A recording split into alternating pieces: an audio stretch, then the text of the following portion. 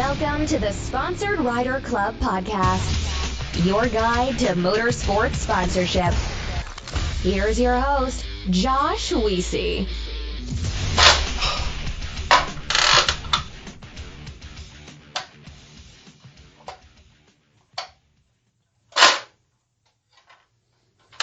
Every time this alligator gets me. Welcome to this episode of the Sponsored Rider Club podcast, which is powered by AMSOIL. Today we have a special treat for you, and actually, he's already on. Josh Martelli coming back on the show. This is going to be phenomenal stuff. I'm going to get my microphone set before I tell you the rest of the good stuff that's happening today. Josh, what's up, man? Josh Martelli's coming back. He is a part of UTV Underground, the Mint 400, Mad Media, and he's been on this show before. I think it was episode 56, so it's been a little while since he's been on, but glad to bring him back. And gosh, we got a lot of good stuff to cover today. We are going to be talking about three main things. One, building teams, right? We talked a little bit about that back in episode 56. We're going to hit it again. Building teams, critical. We're going to talk about some big races that are coming up. There's a few that are like right around the corner. We're going to hit on those things. And then we're going to cover some rising stars that are out there. There's a few people that we've been keeping our eye on, and hey, we might talk about some of them. Now, before I get into the show, I first off want to thank you for coming on here. This is, I think our 22nd live show. I probably should be paying attention to these, but I think this is 22nd live show for us, and it just keeps getting more and more fun.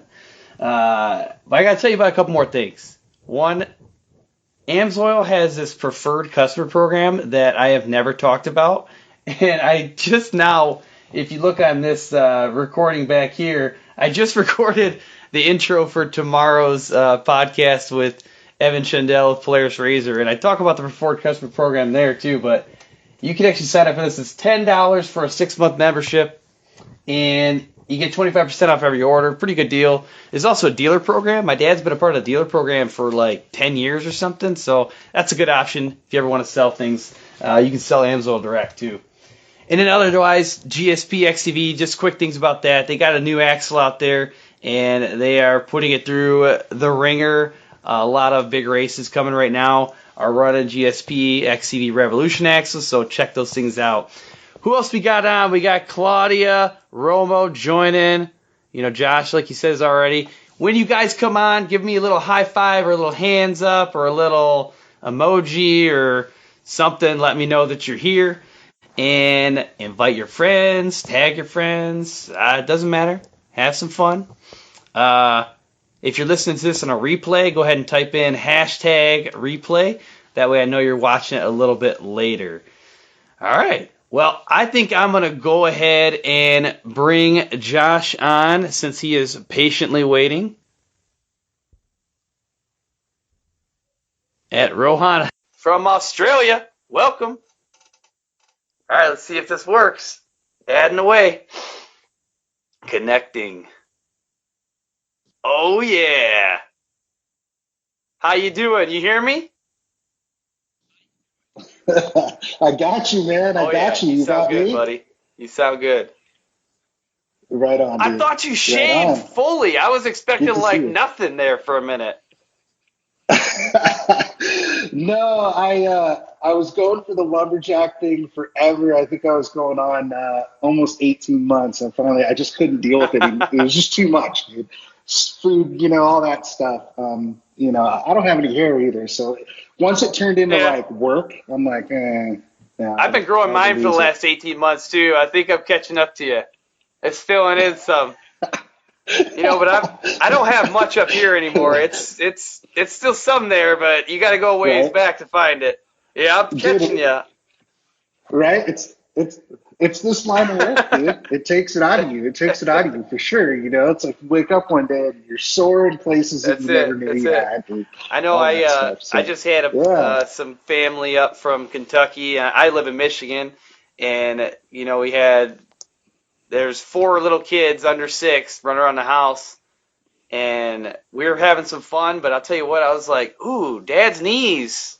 Like, they can't take this anymore, you know. Yeah. I gotta stand up more. They want to do the Yeah. horseback rides. Like, yeah, I just don't know if I can do this. It's taking a beating now, but Yeah. it is what it is. For sure. Well, I'm 44, and I tell people all the time, like the idea of me being competitive in any kind of sport, that went out the window a long Yeah, time I ago. got you. You know what I mean? I got you. Actually, so speaking of just things that went out the window a long time ago, I just got to point this out. Looking behind me. Hey, my wife's waving. Hey, Samantha. This thing right here, this Okay. helmet back here, I came across it today. I bought this back in 2007, and at the time it matched. No, maybe it's 2006. I don't know. One of those, and it matched my old Yamaha Raptor 700, and it was like I wore Got this it. so much, and I forgot about it. So I pulled it out today for this show, put it back on the table there. You know, throwback. But Right. speaking of throwback, man, it's been a while since you've been on the show. First off, is there anything we need to get caught up on that's happened in the past? I mean, roughly a year since you've been on. Right. Yeah, I was looking at that. I can't believe it was January. It has Yeah. been over a year already. You know what? I'll just mention this, Josh. One of the coolest opportunities that we got last year was working really closely with Michelin in the IMSA Mm-hmm. series, the IMSA series. So, we're known for our off-road stuff, and we live and die in the dirt.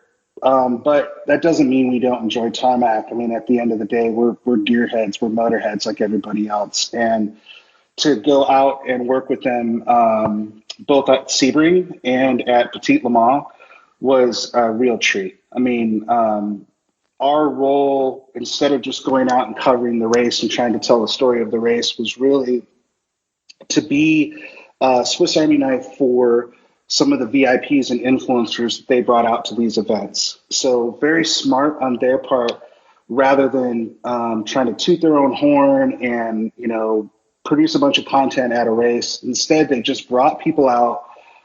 They spent a day with a group of 20 to 30 people, and they let them drive cars and Nice. test their tires, PS4S, right? Compare them to the competition in some really sweet cars on some dope tracks. And then they brought them to the race the next day.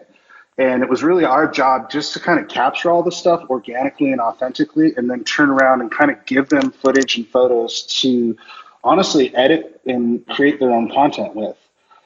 So a little bit Yeah. of a different role for us, because usually we're the guys who Yeah, are doing it all. slicing and dicing Yep. and all that kind of stuff. Yeah, doing it all. This time around, we were just like a brain and a hub, and we were just pushing content out to these guys constantly, because you can't do a brake test in a BMW or a Corvette and hold your phone at the same time safely, right?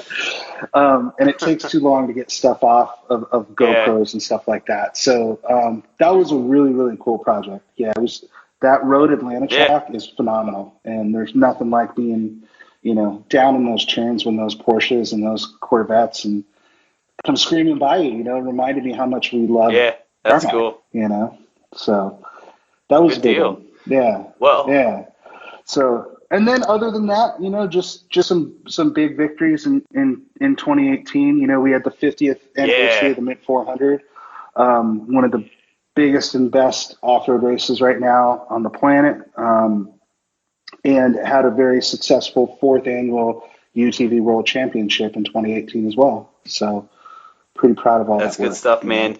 Well, we got 3 big topics to cover today. Building teams, Right. rising stars, and big races. So you already started talking about some races Sure. here, so maybe let's hit that piece first. What's coming up, man? What do we need to be paying attention to? Listen, guys are preparing and getting ready to charge out to Johnson Valley right now for King of the Hammers. And I'll tell you this, we're good friends with Dave Cole, and he's really outdone himself this year with KOH. He's massaged the format and the schedule. So on one end of the schedule, you have some really hardcore UTV racing that's going to go down. And on the other end of the schedule, you have the traditional rock crawling 4400 Ultra 4 gnarly racing. But he also did something really unique this year, and it's been a little bit controversial, and that is he invited a host of trophy truck or trick truck drivers to come out and compete at Hammers this year in sort of a modified desert course. Obviously, those trucks are not designed to do Chocolate Thunder and some of the bigger rock crawling events, but he put together a really slick course for them, and that's caused a little bit of a shakeup. So, I have a great respect for the rock crawler guys, especially guys like Mitch Guthrie Jr., who, took home the championship last year after being under his dad's wing for 5 or 6 years, and I think his dad's won it 8 or 9 times, Mitch Sr. So there's some really healthy competition there. And yeah, seeing the trick trucks integrated into that too is going to be phenomenal. The other one you got to keep your eye out for, it's right around the corner, of course, is the Mint 400. The Mint expanded to 2 days of racing this year. We're bringing the bikes back. We haven't had motorcycles race at the Mint since 1976. Wild. So yeah, it's going to be awesome. With the 2-day format, we've expanded the number of entries significantly that we can run at the race. And, championships are won or lost at these 2 races. Guys are coming home, after winning these races with sponsorship deals, So those are the 2 big ones in the off-road community right now. And then, of course, UTV World Championships on the horizon there in April. Lots coming, man. And one thing I got to tell you about, you brought up the Guthries already, and in my upcoming episode, which I'm actually releasing once we're done filming here, I actually have to finish editing my next show because I'm a slacker and I haven't done it already yet. But I'm going to get this one out there. This is with Evan Schendel of Polaris Razor, and we talk about the new Bloodlines thing that that they got running right now for Polaris. It features the Guthries. And it's a pretty cool thing. Plus, they're giving away a Razor, so, how bad could it really be? Yeah. But, yeah, those 2, they got a good story going. Well, it's crazy. Like, they're the salt of the earth. They're honestly, Senior and I are really good friends. Mitch and I jab each other all the time. They're that classic homegrown, bootstrapping, do-it-yourself, blue-collar group team. They're not a high priced, couple of rich guys who just have crazy money to spend. Dude, they're wrenching on their cars. They're building their cars, Mitchie's won the UTV World Championship. He's won the Mint 400. He's won King of the Hammers. That kid doesn't have much left under his belt to win. You know what I mean? And I'm not even sure how old he is. He's 20 something, right? He's not 30, right? So it's a really impressive group of dudes, really impressive family. And speaking of, kids winning stuff, there's a lot of rising stars out there right now. We already mentioned Guthrie Jr., there's Sierra Romo, Caden Danbury, Casey Sims. There's a bunch of other people out there, but let's talk. You had something to talk about. Let's go there next. That's so funny. You hit it on the head. Yeah. You got one of them. Yeah. Casey Sims. Casey Sims, another kid who has won. It's hard to keep track of how much stuff this kid has won, right? So he's, I believe, he's 14 Yeah, that now? sounds about right. Or is he 12? Yeah, somewhere in that zone, and has won Worlds, Works, a bunch of local and regional stuff, and I think he's racing both RS1 and 1000, right. naturally aspirated, right? Here's what I love about this kid, and it ties perfectly into your audience. I get emails from him. I'm on his email list after every race, right? I get a complete report of his race. That's awesome. As well as, 5 or 6 awesome photos, right? For a homegrown family-run team, I mean, it's a super, super professional presentation and delivery after every race. You know, it's something I think that you can tell they take a lot of pride in. Honestly, there's a lot of pros that don't do this. You know, there's a lot of guys out there that probably should, you know, take note from Casey Sims. You know, I was checking out his site the other day. You know, he's got his logo on clothing. You can go buy a Sims, sweatshirt, right? So it's cool to see somebody at that age take it really seriously. I know his parents are very heavily invested in his career. And I think this is like, you know, this kid's like the next like RJ or Ronnie Anderson, you know. He's got a lot of natural talent. And the cool thing about it too, he really looks like he's having fun. You can tell he's really enjoying it. You know, he's not faking it. So I would keep my eyes on this kid. The other one, Seth Quintero. You know, Seth's the kid who came up through the Razor 170 UTV World Championship program. I think he did a year in 570, and now he just took a win at Parker in the naturally aspirated class, right? That's huge. You know, youngest athlete in history. That's massive.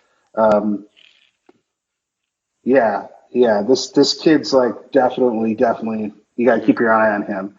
You know, another year and he's going to be up there running with the big dogs in Pro Turbo for sure. No, it's pretty wild watching it. And actually, you know, we had Casey and his mom have both been on the show now twice. I have not had Seth on the show though. But he did actually. Him and I talked briefly, and we talked about having him on sometime. So, you know, maybe now's the time. Maybe it's getting closer to that time. Yeah, well, I'll tell you something. We're in production right now on a piece that features Seth for BF Goodrich Tires for the Mint 400. So every year we highlight 4 or 5 guys on the road to the Mint. You know, guys that are grinding it out and doing their damnedest to prepare for the roughest course. You know, in America. You know, the gnarliest race. And for him to come in last year at the age that he did and compete at the Mint. Says a lot about his character and his heart, because there's not a lot of kids his age that would have done that. It's a scary race. Yeah, I wouldn't do it. You know. So we'll be dropping that in the next couple weeks. Look for that, because the father and son aspect of their family is super cool. Definitely. You know. Definitely. Well, hey, I'm just gonna give a quick shout out to Chris Abrahamson, just joined. What's up, man? Waving at you. We had another one. My father-in-law, Don Johnson, came on too for a minute. And then Tim Gantz. You know Tim Gantz? I don't know Tim, but Old Men Rule. Oh, yeah. Old Men Rule. Nice. We had to share our receding hairlines a little bit ago. Tim's a homie. Had some good times there. I'll just remind people, if you come on here, you know, ask a question, because we are in a little bit going to go through a little bit of Q&A. Just type it in anytime in the comments. If you don't answer it right then, I can easily scroll through just like I'm doing right now and find any older questions on there. But, you know, one thing I want to talk about next is something we started talking about back on episode 56, and we covered it pretty good, but guess what? Right. You know, it's still important. We need to talk about it more. Building teams. All right, building teams. So what's that all about? Why do you want to even talk about it? Listen, behind every successful celebrity, athlete, performer, there's a team of people, right? In the entertainment industry, usually it's a manager, it's an agent, it's a lawyer, it's an accountant. The reality is there does become a point when you become a professional athlete where you are a business. You know, what you do, whether you're playing baseball, racing supercross, whatever it is, it's a business. That means you need to treat it that way. You know, you have to register yourself as a business, right? You have to figure out a way to take money from people the correct, legal, proper way, execute the things that they're asking you to do for that money, right? And then explain to them, you know, thank you for the money. This is what I did, you know, and there's a professional way to do that. There's a process to do that. When you're just starting out, that's a little daunting, you know. But the thing I wanted to touch on, and we talked a little bit about it last time, is it's not necessarily expensive or complicated to start building that team. And I'll give you an example. If you're passionate about Supercross, if you're passionate about, racing UTVs, whatever that is, there's kids, people, let's see if that's my speaker. Hold on. Sorry about that. There are kids and there are people out there that are just as passionate about graphic design, social media, of all things, if you can imagine, accounting, stuff like that, right? PR, right? Writing press releases. Who the hell wants to do that? Well, I'll tell you who. Yeah. English majors do. People who are studying English and learning how to write at the junior college level or at the college level need this kind of experience. So I think a lot of times building your team really just begins with identifying people who are into photography, into video, into PR, and seeking them out, right? And we've had really good success with that at the junior college level. So in San Diego and all of California, actually, there's junior colleges all over the place, right? There's one close to us, Palomar College, and has a fantastic video program, right? So that's where I get my interns. I have a great relationship with one of the professors over there. And I call them up every once in a while and say, hey, I need some fresh blood. Let's see what these guys are made of, So that's the big message. That's the big thing I would encourage, people out there to do is to just think about like, okay, where am I going to find a photographer that's willing to come out in the desert and just kick it with me?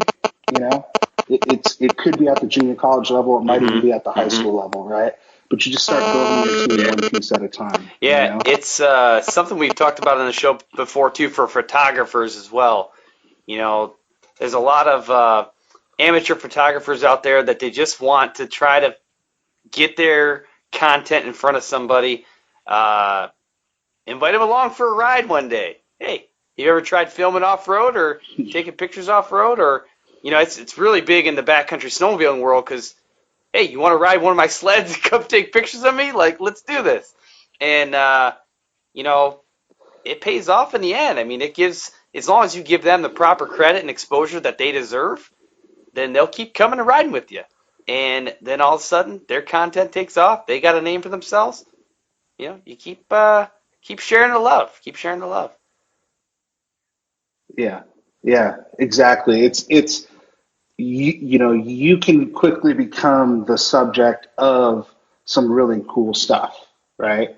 Guys or girl is learning to hone their video skills or their photography skills, their writing skills. Maybe they just want to design a logo for you, right?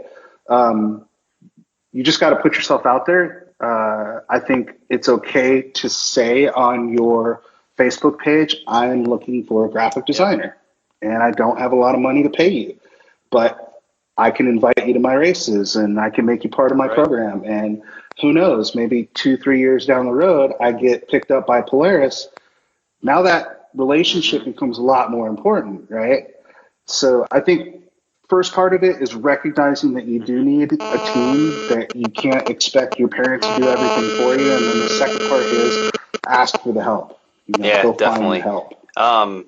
It works for a number of things too. I've got some examples in the past of that same thing you just described where you put something out there to say, hey, I would love to have someone help me put together something, maybe it's tweaking a website, or maybe it's, like you said, writing a press release, or, maybe it's one specific cover photo you want for one of your social media pages. Sometimes you can just ask that. There's tons of forums out there, and you're probably part of one. I mean, I know, for example, the Sponsored Rider Club Facebook group, you can go on there and ask, and someone might just say, yeah, hey, I'll help you out.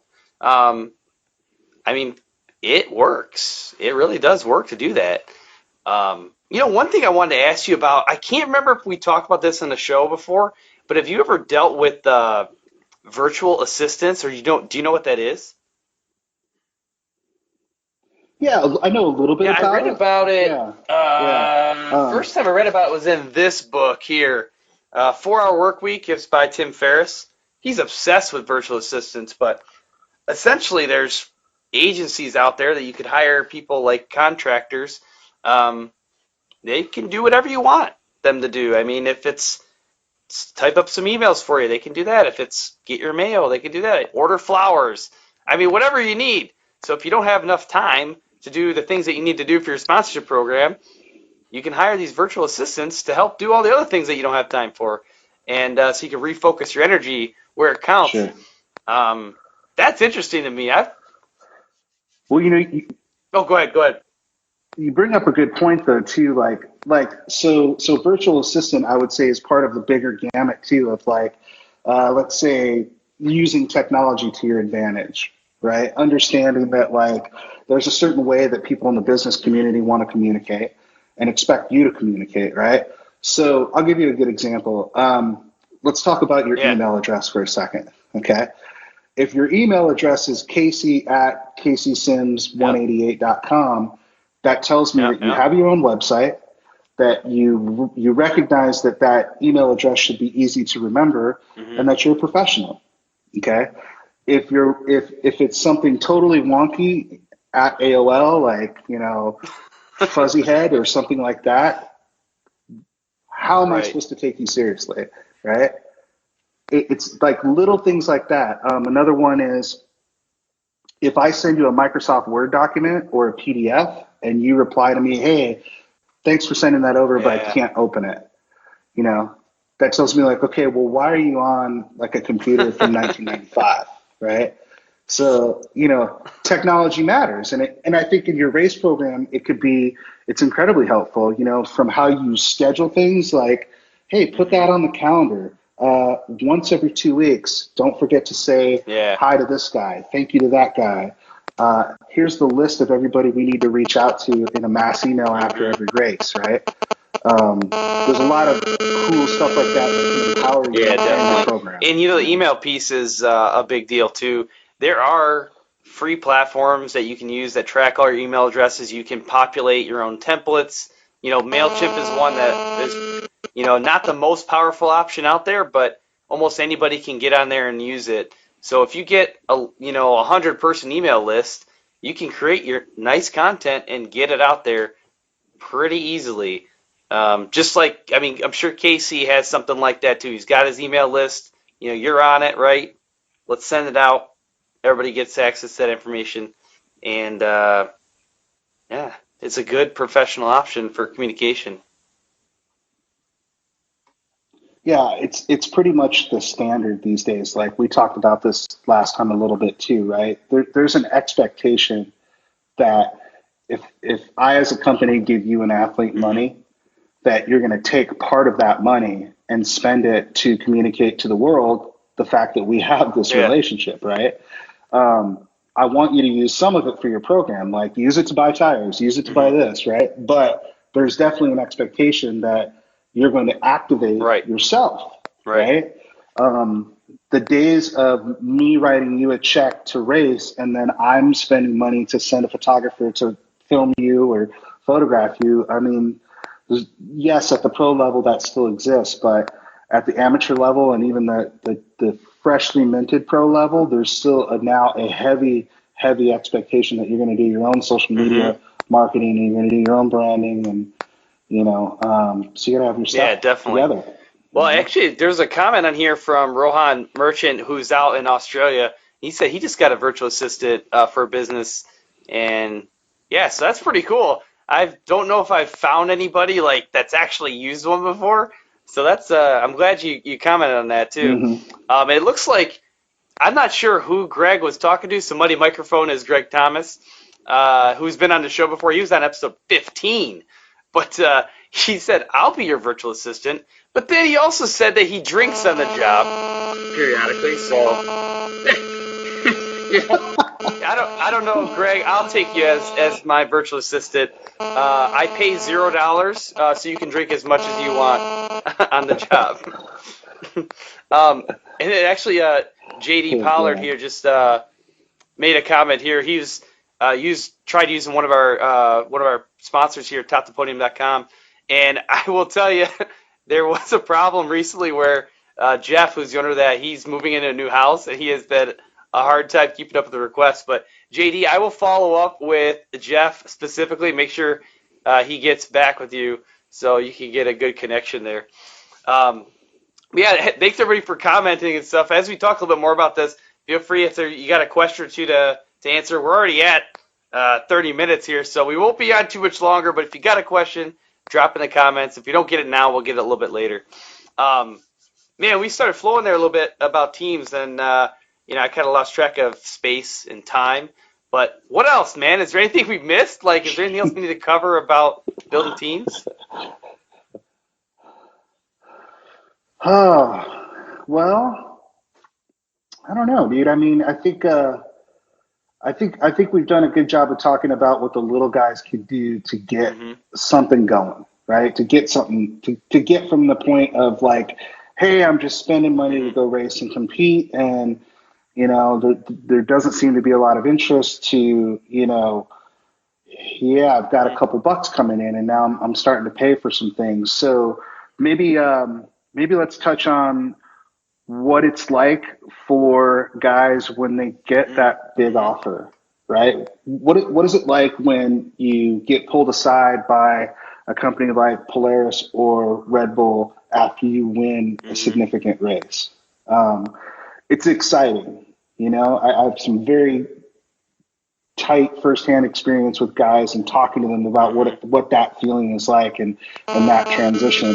It can also be a little bit daunting and complicated, right? If you're still in school, if you're still in high school or college, immediately you kind of get drawn into this whole like, okay, well, am I a professional racer or am I still, studying in school?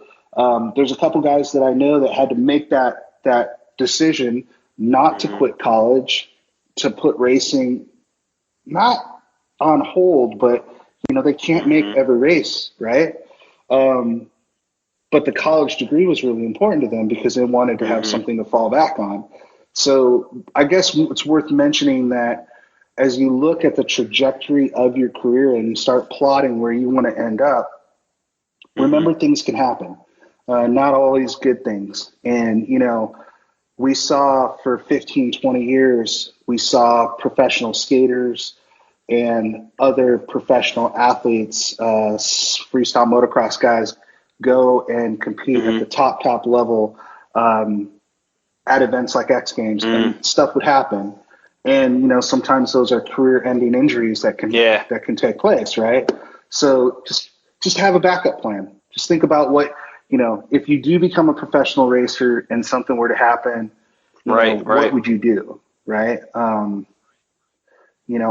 A lot of guys will look for work with their sponsors, right? So if you're lucky enough to be sponsored by Fox Shocks, hey, why don't I go work for them? Why don't I understand and learn, everything that I can about shock technology so that if that, trajectory doesn't pan out exactly the way I want, hey, I got something to fall that's back huge. on. So, it actually reminds me of a recent example that I'm aware of. Taylor Hyman, she is a motocross racer, and she just finished her undergrad. I think it was marketing or communications, or maybe it was both. But she raced through college, and also at one point was like, you know what? If I'm going to be serious about both of these things, I'm going to start my own business, which is essentially like a marketing and PR firm for racers. So she races still, and now she's got this side business that all of her connections are relevant. So she's immediately, behind the scenes at Supercross getting these amazing interviews because she had this like trajectory and this plan all along, and now she's just executing to it. So she can still race at a high level, and she can still get this amazing content, get access to the right people. It was a pretty well executed plan. yeah, I mean, look at guys like Ricky Johnson, right? So Ricky had an incredible run as a professional athlete. And, we did a piece on Ricky last year for the Mint, and listening to a guy like him talk candidly about the fear of all of that ending and what was he going to do next is really humbling, because we look at him and we think, you're Ricky Johnson, you're a superhero, you can do anything you want. But he was really open and honest about the fact that, like, even a guy like him goes through these periods where he has self-doubt, right? He sort of had to overcome that fear of change and decide, okay, if I can't be on a motorcycle, maybe I can be in a truck, And so he became a badass short course racer, and he became a badass desert racer on 4 wheels, right? And then I think, if I remember correctly, that merged into a career of teaching people how to drive and doing instruction, right? He carved out a career for himself as a broadcast announcer too. So life has a way of taking you in funny different places. You know, you might start out thinking, hey, I'm going to race UTVs or I'm going to race trophy trucks. And you might end up being, you know, an announcer on television, right? It's Jim a Bieber. small world in a very small industry. What's up, Jim? What's up, Jim? So you just never know where those roads are going to lead. Yeah, actually, you know? This is going to somewhat answer a little bit of what Muddy Microphone Greg is asking too. So I'll go through this question first, and then I'll give this example of an interview we just did. So Muddy Microphone, which is Greg Thomas, was saying, did you guys chat about companies sponsoring social media accounts with product or possibly more? And that means people that don't race. You know, does that usually get a company an ROI? So I just interviewed Brad Kowitz of Trail Recon, and that's like what he does. Yep. And he's built this amazing social media following, 138,000 YouTube subscribers. And Greg, like, that's what he does, man. He gets companies reaching out to him all the time. He has to beat them off with a bat. And he doesn't race. He just does these really cool, you know, off-road adventure stories. So, yeah, to answer your question, it's an option. I think companies are pretty excited about it. Josh, I don't know if you have anything else to kind of add to that note from Greg, but, you know, if you do, take it. Yeah, I think there's something. I think there's something about the fact that what I think a lot of us are craving right now is authentic interactions and authentic experiences, right? I think that we're in a world of, you know, sometimes being sold stuff that doesn't end up being, you know, it's like the bait and switch thing, you know? It's like, oh, it's this fancy shiny thing, but then you open the package and, wow, it's a piece of junk, right? And so I think that we're all on this quest for authentic experiences, and I think a guy like that does well for himself because you see it translate on film, right? It's the whole like open the box or test drive the thing or let me jump into my review of this. And I think the more honest those guys are on camera, the better that is for everybody involved, right? You as the viewer are more engaged, and then he's doing the product or the service justice because he's not sugarcoating it, right? I think that's been one cool thing about the internet is it's democratized a lot of stuff like that to where, you know, the crowd source, right? The crowd looks at it and goes, yeah, that's bitchin'. That's a really cool thing. You made a great product for a great price, or you're offering a cool service. But that door swings both ways too, right? So sometimes everyone looks at it and goes, that's complete garbage, right? But, you know, I think the social media thing has been a blessing and a curse. I think it's allowed people to have their own platform and their own voice. I'm wary of the corporations that control those pipelines and how much they're charging us to actually communicate. So I think it's still very important to invest in your own website. You know, to have your own so voice. I'm interviewing Jesse Owuji. I hope I'm saying that right, but he's a stock car racer. I'm interviewing him tomorrow night, and he has a beautiful website with like all of his own custom branding and these links out to different things he's done. And I mean, I've got my own website that actually Jeff at topthepodium.com did it, and gosh, it just feels safe. You know what I mean? To have control over my content. Yeah. It just feels safe because I worry, like you said, I worry a little bit. I put a lot in the social media as well, and it could just be like gone one day, or they decide to change things up, and no, you can't interview each other anymore like this. Like, it could happen. Could happen. Well, the myth of it all is that it's free. Okay? Right. It's not free.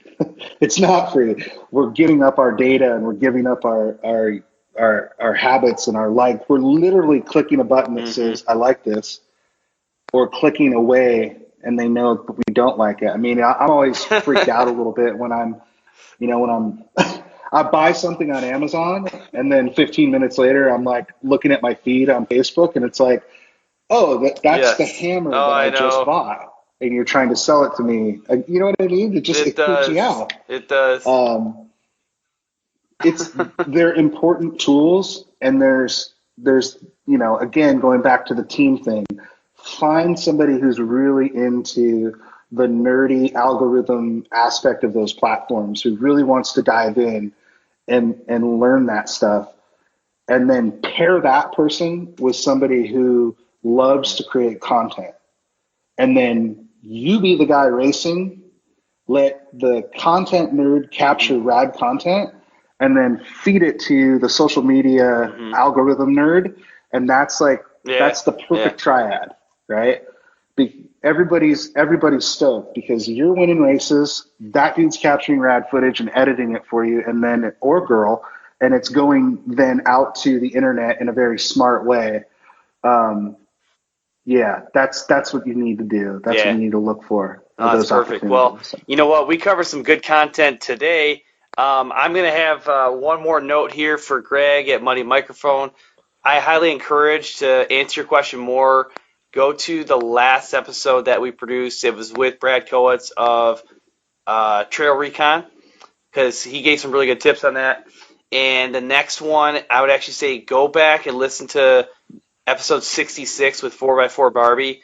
So she kind of did this transition where she raced monster trucks and then stepped back and just built this massive Instagram following. But she can't even like she could just do one post and have it generate tons of ROI for any company out there. And she's diversified herself enough where she can, I mean, it could be a belt buckle or it could be a monster truck tire. Like she could sell it. So Greg, check that one out. And yeah, keep those types of questions coming because we like it. Yeah, Stephen Rice, you did come in a little late on this one, but that's okay because you can watch it again, and it's going to be coming out later as an audio version of the podcast too. But hey, Josh, this is fun stuff, man. What do you want to leave us with? What's that little piece of advice that we need to take with us?